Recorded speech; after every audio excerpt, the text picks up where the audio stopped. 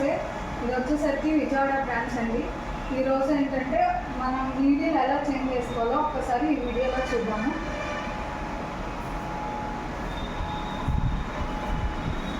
ఇక్కడ ఈ లైన్ ఉంది కదా, ఈ లైన్ వచ్చేసరికి మనకి ఫ్రంట్కి ఉండాలి. బ్యాక్ సైడ్ ఇలా ప్లెయిన్ ఉండి ఇలా ఉంటుంది, ప్లెయిన్ ఉండాలి. ఫ్రంట్కి ఇలా లైన్ లాగా ఉండాలి. ఇక్కడ ఏంటంటే ఇక్కడ చేంజ్ చేసేటప్పుడు జస్ట్ ఊరికే మనం 2 times ఇలా లూజ్ చేయాలి అంతే. ఈ స్క్రూ మొత్తం తీసేస్తే ఈ సెట్ మొత్తం పడిపోయింది. దాన్ని మళ్ళీ బిగించాలంటే కష్టం. జస్ట్ ఊరికనే ఇలా 2 times ఇలా మనం లూజ్ చేసుకొని, ఇప్పుడు ఈ నీడిల్ ఉంది కదా,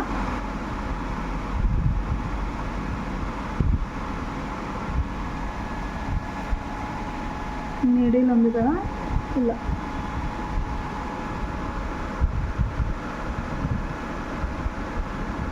ఇలా పెట్టేసుకొని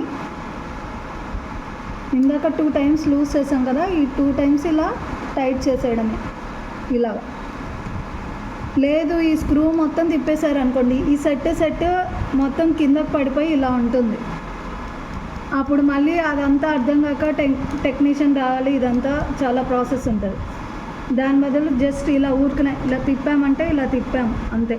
ఇలా 2 times తిప్పేసి ఆ నీడిల్ తీసేసుకొని మళ్ళీ ఇలాగా 2 fingersతో ఇలా పైకి పెట్టేసుకొని